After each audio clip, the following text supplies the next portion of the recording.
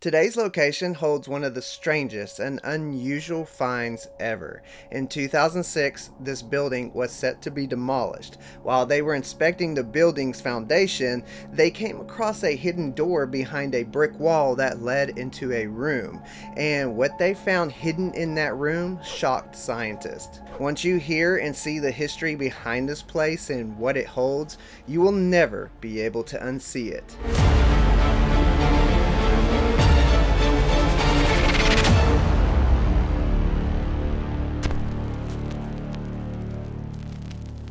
Now, the research I did showed some discrepancies, but I will lay down the details found about this mysterious story that surrounds this location, and let you decide what is truth and what is fiction. You might even have to re-watch after finishing to catch the details that you might miss. In 1782, a man by the name Thomas Theodore Maryland would be born in London. He would grow up in a prosperous family. His mother would sadly die while giving birth, but his father Edward would raise him in their townhouse, which was quite big. Edward was a general in the army, and once he had retired, he quickly took a great passion for things that people would rarely talk about in that time period, which were only really told in stories about these mythical creatures and legends. Edward would search these truths out to see if they were really true or false. Since it seems that most legends that have been told throughout the thousands of years actually had some truth behind them,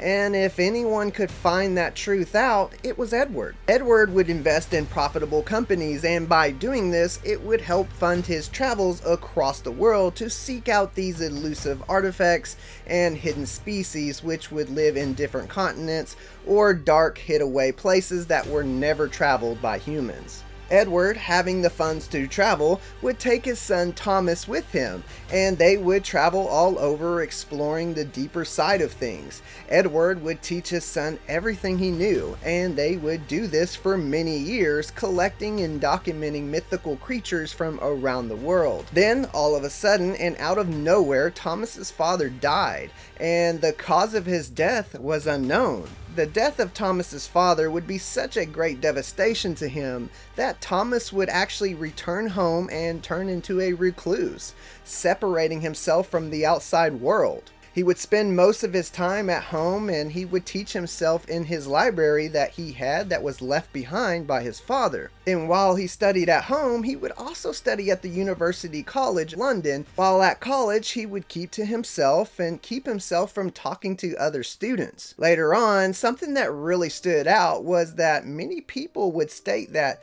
Thomas never seemed to age. In fact, when he was in his 80s, he was said to still look like he was in his 40s. He was accused of practicing dark arts to prolong his life, and a few times light was shed upon this truth when Thomas spoke to the media. It was said that later Thomas would have scholars that secretly befriended him and followed him into practicing these dark arts. They would even go as far to encourage him to share his collection he had, that him and his father saved and stored at their home of these mythical creatures. But Thomas didn't act right away on that.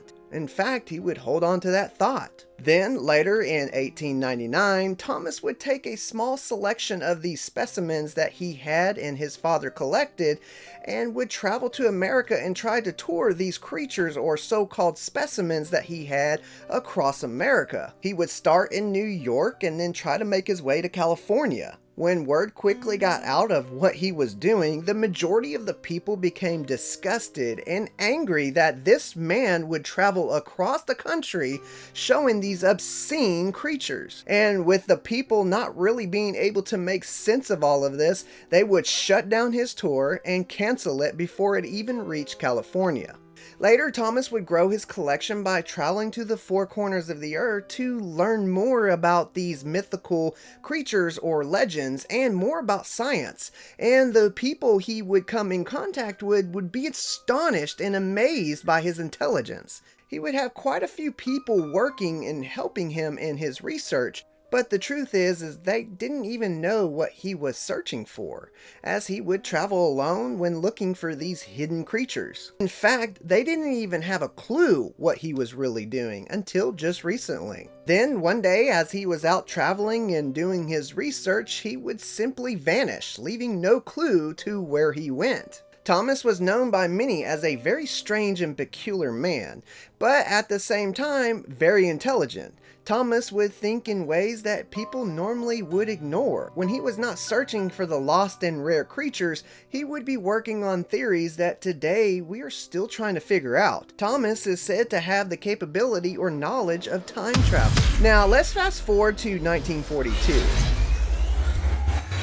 A man contacted the Tunbridge Orphanage for boys, and the man, as he was talking to the orphanage, would tell them that he wanted to donate this townhome. This townhome belonged to Thomas Theodore Maryland, which the good-sized home would be a perfect fit for the orphanage. During that time, World War II was going on, and the orphanage would not be able to use the home until the war was over. But the man who contacted the orphanage made a couple stipulations. That was that no one ever go into the basement, and that the home never be sold. The orphanage agreed to these terms and had the doors to the basement of the home sealed off with brick, and there it would remain forgotten and lost forever. Well, that's what they thought until 2006, when the building was being prepared for demolishing. A few men would inspect the foundation of the Maryland house, and while they were inspecting the home, to their surprise, they found a door hidden behind a brick wall,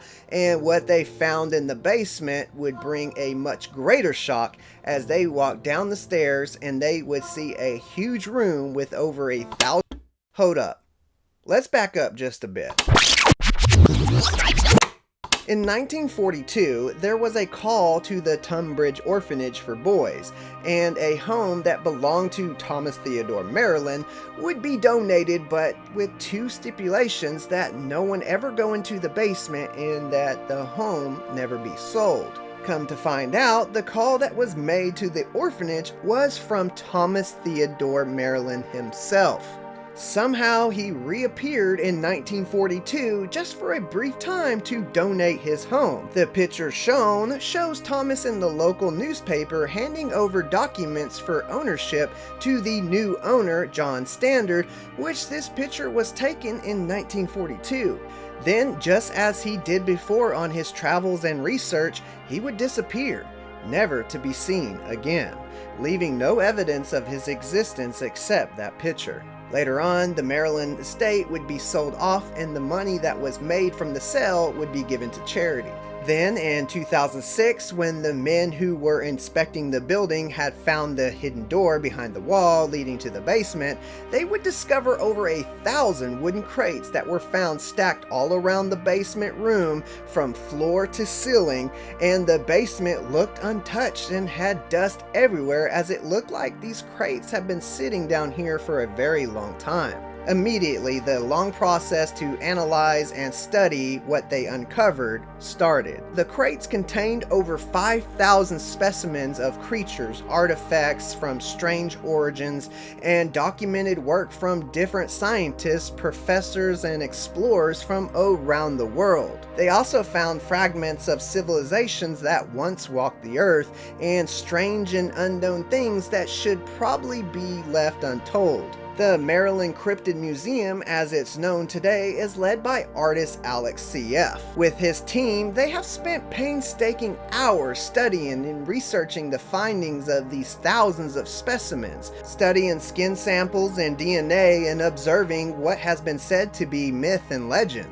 They also would state that Thomas had a journal and was so detailed it looked like he kept all of his life's work written and documented in that journal. They would go on to study the specimens that would be known today as fairies that were in different forms, gnomes and other small strange creatures, demons, dragons, along with lycans, you know, the werewolf creatures you see in movies such as Underworld. Their famous studies they are also known for is the vampire collection.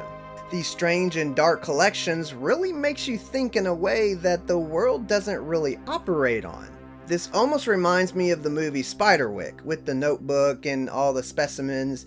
But anyways, enough of the movie references. The Maryland Museum exists today. You can view a majority of the creatures online. I will post a link below so that you can explore further if you want to. So has fiction and legend become a reality? Or has this been one of the biggest hoax of all time? Or has this been a creation created to have us observe the possibilities of things that could be out there? Do you think Thomas is still alive? Let me know your thoughts below. Okay guys, that does it for today's video. I hope you enjoyed it. If you did, please give it a thumbs up, subscribe, peace, I love you, and as always, God bless.